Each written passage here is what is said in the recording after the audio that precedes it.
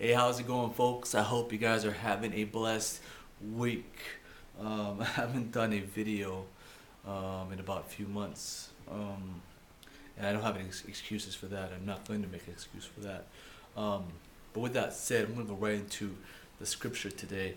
It's in James chapter 2, verse 21 and 22. And it says this in the New Living Translation. Um, don't you remember that our ancestor Abraham was shown to be right with God by his actions when he offered his son Isaac on the altar? You see, his faith and his actions worked together. His actions made his faith complete. Um, James is talking about how we must put our faith into action. He illustrates in different forms of how we should put our faith into action. That there should be a response to our faith. That if you say you believe in God, that there should be an action that associates with your belief. Um, but let me go back and talk about a little bit about um, Abraham here. In Genesis, Abraham, who was faithful to God and really obedient to God, and God told Abraham at his right old age, Abraham at 80 something years old, that you're going to have a son with Sarah, your wife, who was also in her old age. And at 80 something years old, Abraham was blessed with a son named Isaac. And latter part of the chapters, God asks Abraham to sacrifice his one and only son that he's been waiting for years. And, and Abraham was about to do it, and God saw his actions and saw his heart and his willingness to obey God and do whatever God has called him and asks him to do. He was obedient to God not only by his words, but with his actions. God knew that Abraham's faith was real or authentic, not fake or just words. And here's a question for you: as you look at your life, as you examine your faith, is your faith real? Do you literally do as God says? Do you put your faith into action on a daily basis, or you try to compromise with God? Or you try to negotiate with God? Do you look at God as a negotiator and you say, well, God, how about I do this, or I do some of that, or God's asking you to take this step for him, or take this walk for him, or go reach that coworker or reach that neighbor, but you say, whoa, maybe when I'm not busy, right? And we try to make excuses for ourselves of why not to put our faith into action. We try to find when it's convenient for us, and really we should be putting our faith into action on a daily basis. God is looking for believers that will do as he says and apply the words of God on a daily basis. To live out our faith means to be Jesus, to live Jesus, to walk as Jesus walked everywhere and wherever we go. We need to be his reflection. If we are his image bearer for Christ, we need to shine our light and be Jesus. And our reflection, our action should reflect a believer. That people should see us and say, man, that guy is different. That woman is different. He must know Jesus. She must know Jesus.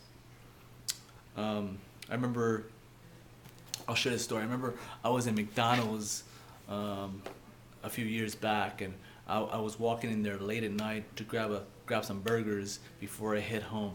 And this is after church, and it was about 10 o'clock at night, and I just wanted to go in there and grab a burger and leave. I had an agenda in my head, and I had a time frame that I want to get to. So I go in there, and I see this guy who I knew for a long time, but I knew him as a very long-winded guy. You know those kind of people where you approach and you're like, you pull their chain and you're like, man, this is going to be forever. So I tried to avoid him, right? I tried to avoid him, but I felt God's nudge in my heart to really reach out to this guy. So I grab my burgers. He comes up to me. He says, "Hey, Gavin, I lost my cell phone. Do you know if you can help me? I'm here to look for my cell phone. You can help me find my cell phone." And so we asked the lady, and she didn't know nothing about it.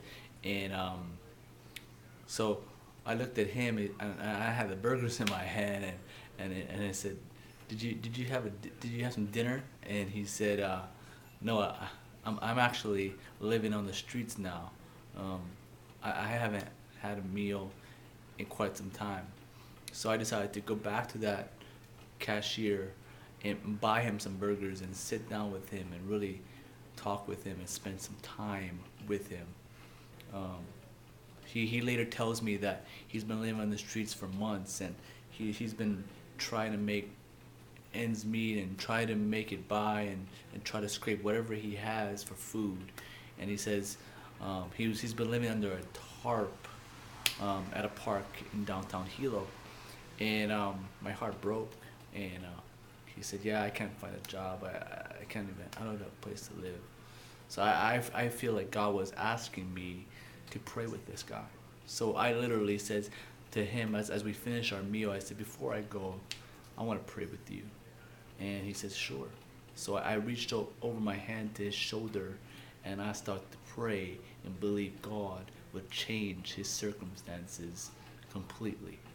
And I kid you not, but by the time the end of the prayer, there were 3 different ladies standing around our table with their hands reached out, agreeing with us as well. Fast forward the tape, the week after, I see that guy again in the same spot at McDonald's with the joy, with his light on his face, with a smile from ear to ear. And he says, "Gavin, I got something to tell you." I said, "So what happened?" He said, "I got a job, I got a place to stay, and I'm paying rent. I got food on my table. It's good. God's blessed me."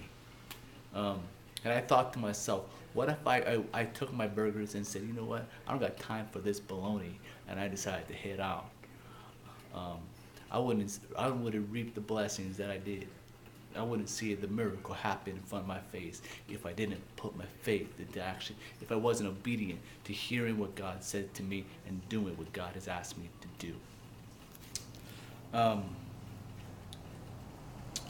What if I picked and choose what and when I want to display or put my faith into action? I must not just talk the talk, but literally walk the walk, because we are made right, not just because we are made right, not just believing, but how we respond every single day of our lives here on this earth. We're not made right just by simply of how we talk or what we wear or what we look like, but we're made right with God by how we display our faith in this city. God sees your faith, my faith, by our actions. He sees if we really obey Him, if we really believe Him, if we really trust Him with our lives, if we really put Him first in our lives by our actions. The question here, I'm not here to antagonize you. I'm not here to say I got it all together, because I don't.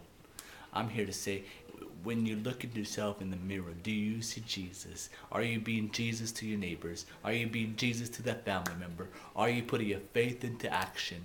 Are you doing whatever God asks you to do? Are you willing to be obedient and go and do what God has called you to do? Are you going to put your faith into action or leave your faith in the door? Are you going to put your faith on display and shine the glory of God, or are you not? God is asking you to do some uncomfortable things. God may take you out of a groove, out of a routine, but trust me when I say this. If you listen to God and you obey God and walk out and do what God has called you to do, you truly will be blessed. You truly will be living a life according to what God has called you to live. Be blessed, take care, and I hope you guys have a great day.